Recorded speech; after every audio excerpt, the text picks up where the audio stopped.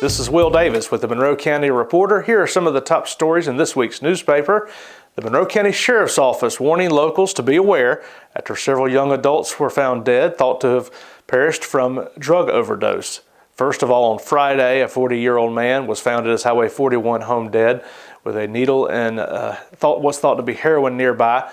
Then several days earlier, a 22-year-old was taken to Monroe County Hospital, had coded. He was brought back with CPR. Moments later, his sister showed up. She had passed away from a seizure. From an unknown circumstance, her blood work was sent to the GBI Crime Lab. Sheriff Brad Freeman saying people need to be aware that drugs do have consequences. Also in this week's newspaper, Monroe County Commissioners, after years of study, have chosen someone to provide high-speed internet to the county. They have decided to work in contract with the EMCs that provide power to most of the county. Central Georgia EMC serves the northern part of the county. Southern Rivers Energy serves the southern part. EMCs now have entered the fiber optic internet service area, and they are now contracting and negotiating with the county to provide that internet all around. See more details in this week's Reporter. I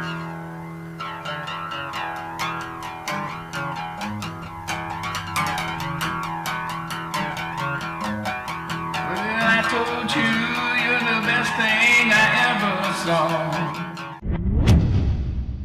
In sports, Mary Persons and UGA star Malik Herring getting ready for the NFL when he suffered a severe setback, tearing his ACL while practicing for the Reese's Senior Bowl in Montgomery, Alabama. Herring underwent surgery this week. See more details on his plans in this week's Reporter. I'm Seth Burkabal, and this is the Monroe County Reporter Incident of the Week. On January 17th, the police received a phone call from a man stating that he and his brother had gotten into a fight in their Chambers Street home. The police arrived. The man told the officer that his brother's girlfriend is always staying over their house. He never washes dishes or his clothes, and he needs a bath. After the officer spoke with both men, they peacefully decided to go their separate ways, and the incident was resolved.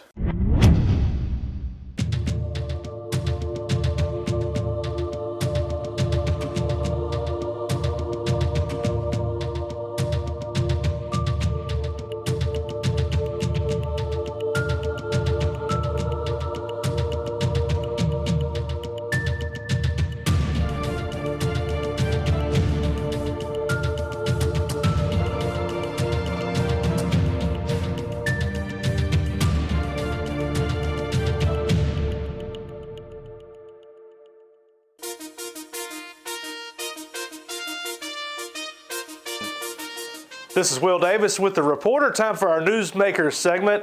And today we have the newsmaker of all newsmakers lately. We could talk about tiny homes. We could talk about annexation. But no, we're going to talk about something maybe he'll like better. Internet expansion. A big move by the Monroe County Commissioners on the front page of this week's Reporter. Georgia, what does it mean for Tower like a Tom, sit at home? How is this going to, what y'all did on the vote on Tuesday night, how is that going to affect their lives? Yeah, well, we are very excited that to announce that from what we can tell, this is the largest rural internet expansion so far to date in the state of Georgia. And the county has, after a long process, has decided to partner with Central Georgia EMC and Southern Rivers EMC here in the county to provide internet to our rural customers here in the county. So starting as soon as possibly June this year, they'll be lighting up fiber to the home all throughout the county, and hopefully within a year from that time, or maybe actually within a year from now, anyone that's a Southern Rivers customer or a Central Georgia EMC customer will have high-speed fiber-to-the-home internet access if they want it. This is, and how much of the county is that? What percentage of homes have power from the EMCs? Any idea in Monroe County? There are a couple of in Forsyth, and then there's a section around Plant Shearer that are the two areas that maybe don't have service, almost everyone else, just about everyone else in the county is served by one of those two providers. And it's interesting because over a year and a half ago, we had a symposium at the county building, and there was a room of probably 150 people in there. And at one point I asked, just randomly, how many of y'all have service provided by one of the EMCs? And of course those folks were there because they don't have good internet. And literally almost every hand in the entire room went up. And so that the light bulb kind of went off for us that it seems like most of the people that didn't have service were within their footprint. Now, this was the budgeted amount was $1.33 million. Y'all had talked about as much as $5 million. So will this be? Will there be more expenditures later, or is this, you think, all it'll take? No, this is to us. This was a slam dunk because it's $1.33 million to incentivize almost $30 million in investment in our county. The best part about that is that if we had not done this and we had waited, we were likely to be the very last on the list within the EMCs in this area to get service. Well, by doing it this way and incentivizing them and getting the project started now, number one, we protect against the fact that we're not guaranteed if we waited that it would happen. They don't know how it's going to go, but by getting first in line, we know we're going to get this internet service. But the best part about it is the revenues that we will now get from taxing $30 million of investment in the county will pay for the entire county's investment in this project in less than 5 years. Wow.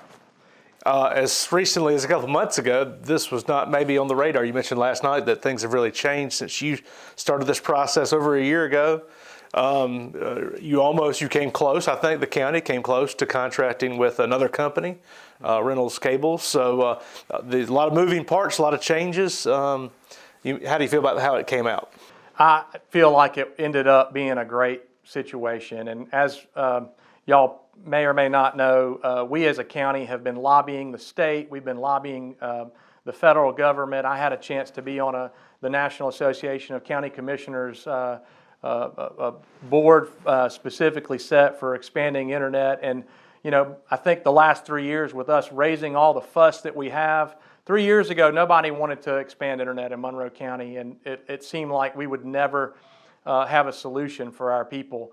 But here we are today. We've got a very good group of companies that are providing a solution for our people, and it's exciting to be a part of that. There's federal government help, and we're helping and contributing from a local level to help make it work. Well, the story's not over. There'll be continued events as this gets ready to launch, but you can trust you'll read about it in the Monroe County Reporter. And George, thanks for being on our Newsmaker segment.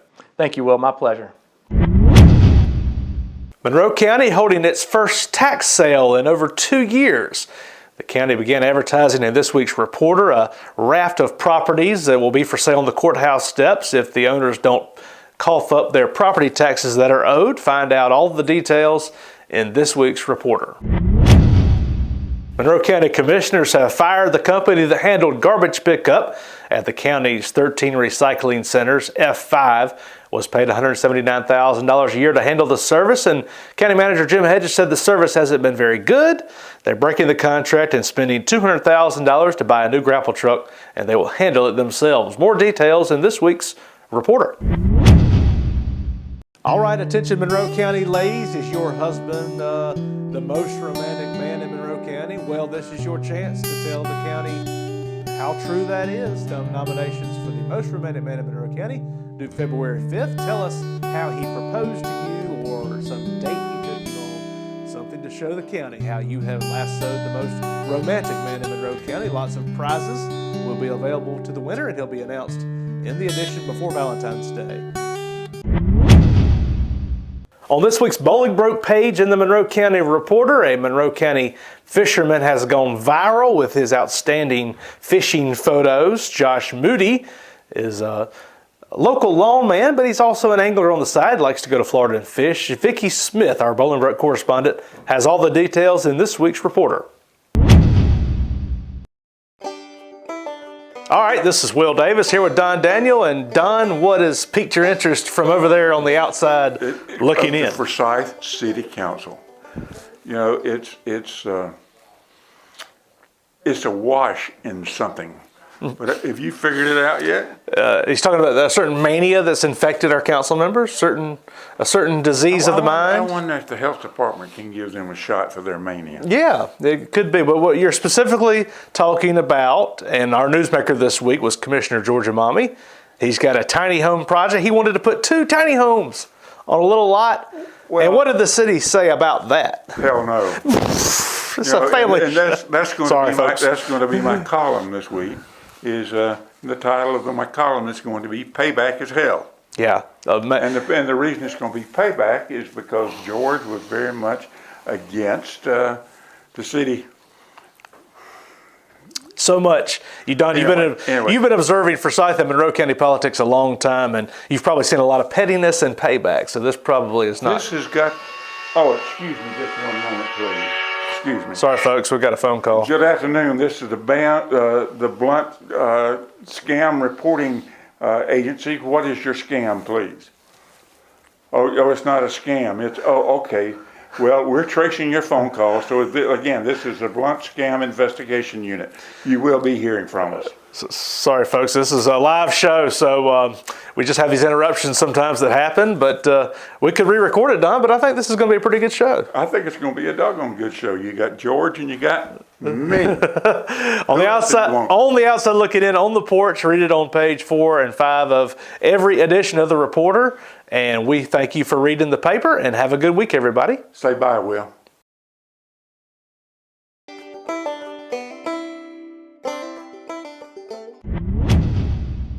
Check out the Reporter this week in our winter edition of Health Matters, where we highlight Northside Pediatrics and owner Dr. Holly Haynes. It's the little practice with a big heart. She's got a fantastic staff who are sure to treat you and your family like their own.